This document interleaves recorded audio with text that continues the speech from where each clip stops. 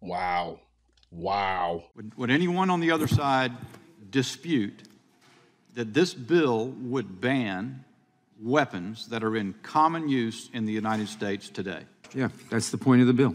So to clarify, Mr. Chairman, you're saying it is the point of the bill to ban weapons that are in common use in the United States today? Yes, the problem is they're in common use. So for those of you who don't necessarily follow the gun debate very closely or follow what has been going on in the Supreme Court with respect to the Second Amendment, that clip might have just gone over your head. You may have watched that clip and thought to yourself, okay, yeah, he's just saying they're in common use, and therefore that's what this bill seeks to do, because we want to get these AR-15s off the street, and they're being used commonly by criminals, and therefore this bill is to get them off the street. However, if you are on the other side of this intellectually, and you have been following the Supreme Court cases regarding this, you would understand exactly perfectly what just happened. And what just happened was one of our politicians demonstrating how stupid and dumb or unaware he really is. So here's what happened. The Supreme Court in Heller was one of the most vital Supreme Court cases with respect to the Second Amendment, because what that case said was you as an individual, based on the Second Amendment, have an individual right to keep and bear a firearm. The court stated that explicitly. Now, there was another case before that called Miller. Miller revolved around a case regarding a guy using a sawed-off shotgun. And the court was trying to determine whether or not the banning of that particular shotgun was constitutional.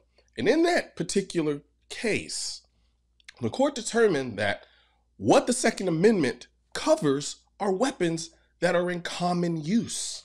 So if the weapon is in common use, you can't ban them. So now let's go back to this particular clip. And with that understanding, I want you to watch it again. Would anyone on the other side dispute that this bill would ban weapons that are in common use in the United States today? Yeah, that's the point of the bill. So to clarify, Mr. Chairman, you're saying it is the point of the bill to ban weapons that are in common use in the United States today? Yes, the problem is they're in common use. Now, ask yourself, did that clip seem a lot different to you? Because it should. Because what it demonstrates is what their overt goal is. They don't really care what the Supreme Court says. They don't. Anytime the Supreme Court says anything about the constitutionality of a firearm or a particular law, so forth and so on, what they're going to try to do is find a way to create a law to get around it. Which is ironic to me, because these are the same people who like to talk about loopholes in the gun laws and stuff like that, while they're the ones trying to find loopholes in Supreme Court decisions in order to pass gun control laws. So if they can keep finding ways to do that, what makes you think criminals won't find ways around laws for them to get firearms? What is happening here is he just exposed how their overt goal is to ban firearms. That's really what this boils down to, because he admits it and doesn't even realize it. He asked them, are AR-15s in common use? And he's like, yeah, that's the point of this bill. But yet the Supreme Court just said, you can't ban guns that are in common use. These guns are in common use. AR-15s are in common use. There are over 20 million of them. He was like, yeah, it's in common use. That's why we want to get rid of them. He doesn't care about the Supreme Court decision, yet he's in politics, creating laws. He was voted to be a representative for people who create laws, yet he's like, screw the laws. We're going to do what we want to do. How do you have conversations with people like that? You can't. And that's why the gun side is like, no more. We're not moving on this.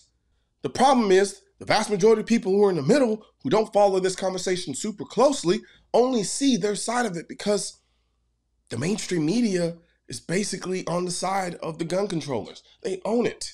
So that's what you just saw here. You saw them blatantly admit, we don't care what the Supreme Court says. We don't care what the Supreme Court does. We want our way and our way only. And if you can't give us our way, we're going to come up with the law to get around it. And yet we're the same people who are like, you can pass all the laws you want. Criminals are going to find a way to get around it. So, begs the question, does it make the anti-gunners the real criminals? And yes, AR-15s are protected by the Second Amendment. A well-regulated militia being necessary to the security of a free state. The right of the people to keep and bear arms shall not be infringed. It didn't say only handguns, it said arms. You know, we talk a lot about empowerment in this country, except for when it comes to the Second Amendment. However, I can't think of anything more empowering than having the most effective tool to protect you and your family. So help me spread this message by liking and sharing this video with everyone you know. And don't forget to subscribe and leave a comment, because the Second Amendment, when it said militia, it wasn't talking about the government. It was talking about you. Also, if you want to know where to find the I'm the Militia shirt and merchandise, click the I'm the Militia link in the description section of this video. And don't forget to subscribe to the channel, and most importantly, make sure you hit that bell symbol.